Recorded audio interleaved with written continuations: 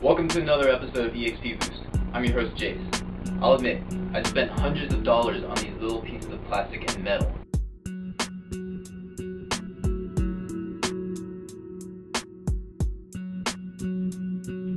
So needless to say, I was quite pleased to hear the release of Warhammer 40,000 Dawn of War in 2004, and I no longer needed to buy miniatures that require assembly or painting. Now it's 2009, and Dawn of War 2 is released, again from the developers of Relic Entertainment and published by THQ. Another fun addition to your Warhammer collection is delivered.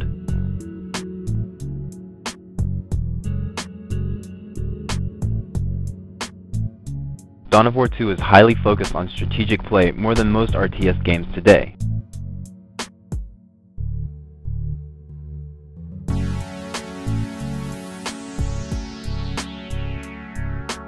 Cover provides great protection. Troops will seek nearby cover automatically.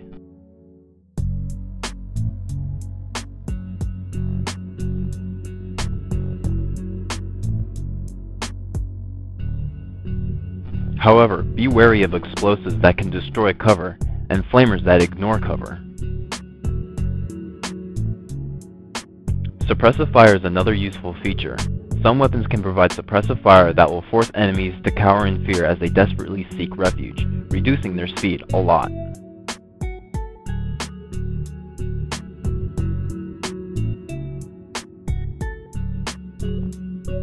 No buildings are to be constructed, it's just your commander and your squad's especially fitted units.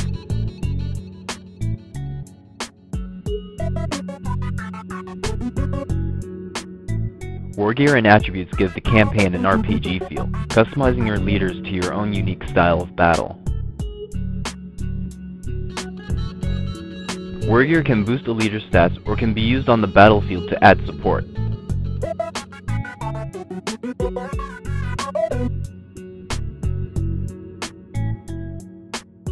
Skills are unlocked through spending points after leveling.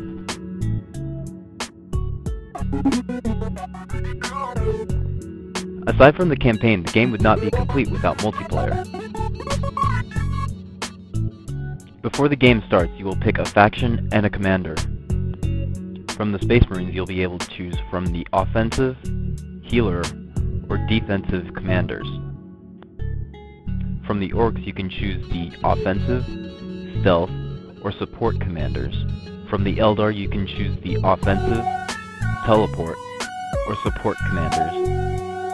And finally, the Tyranid are implemented with offensive, tunneler, and ambusher commanders.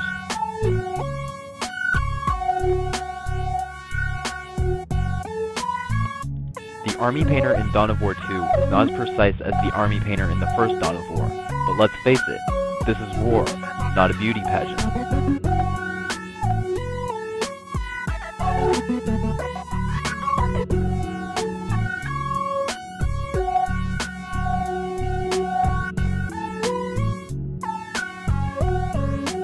In the multiplayer maps, you have a headquarters to spawn units from, and are required to capture points to obtain requisition and power in order to pay for additional units or upgrade, like in the first Dawn of War.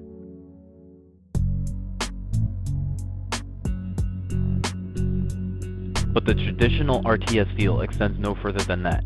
You do not build bases. Strategy is focused on units. And now I'm just going to talk about how much I like the Eldar.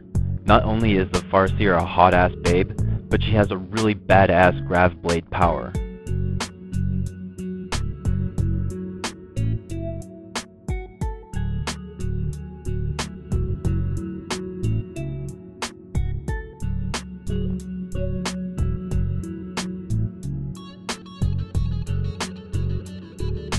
It's also very satisfying to watch your avatar lead in the front line.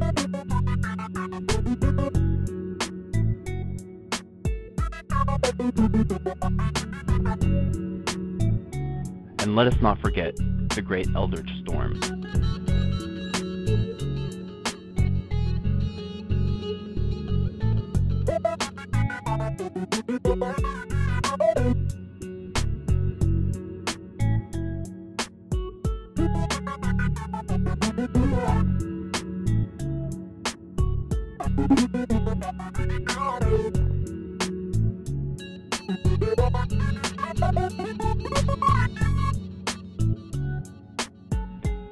I don't think watching the many ways the Wraith Lord can vanquish his enemies will ever get old.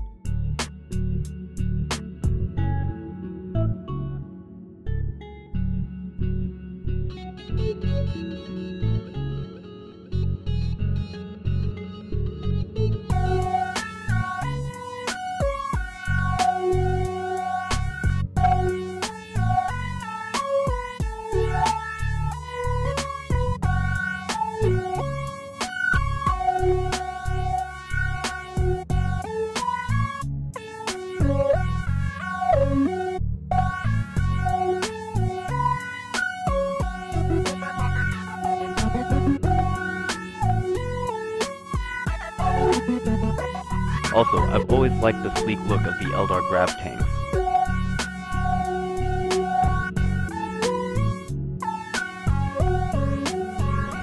That's it for tonight. Thank you for joining us. This is Jace, signing out.